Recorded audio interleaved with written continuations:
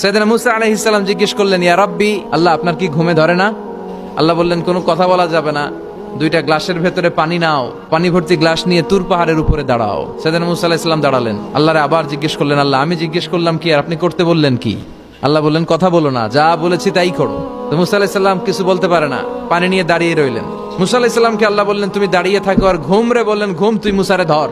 ঘুম যে এবার সাইয়েদনা মুসা আলাইহিস সালামকে ধরেছে। উনি ঘুমের ধাক্কায় আর থাকতে পারেন না, একবার ডানে যায় আরেকবার বায়ে যায়। ঘুমের ধাক্কায় হঠাৎ করে কাত হয়ে পড়ে যায় আর গ্লাসগুলো মাটিতে পড়ে খান খান হয়ে ভেঙে যায়। আল্লাহ ডেকে বললেন, মুসা বেশি কিছু হেফাজতের তো দায়িত্ব দেই নাই, শুধু দুইটা গ্লাস হেফাজতের দায়িত্ব দিয়েছে। ঘুমের কারণে এগুলোর হেফাজত করতে পারো নাই, ভেঙে খান খান হয়ে গিয়েছে।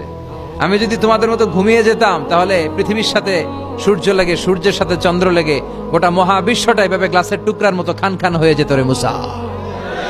এজন্য লা তাখুযুহু সিনাতু ওয়ালা নাওম, আমার ঘুমেও ধরে না, ঘুমের আগে যে তন্দ্রা আসে ওইটাও ধরে না।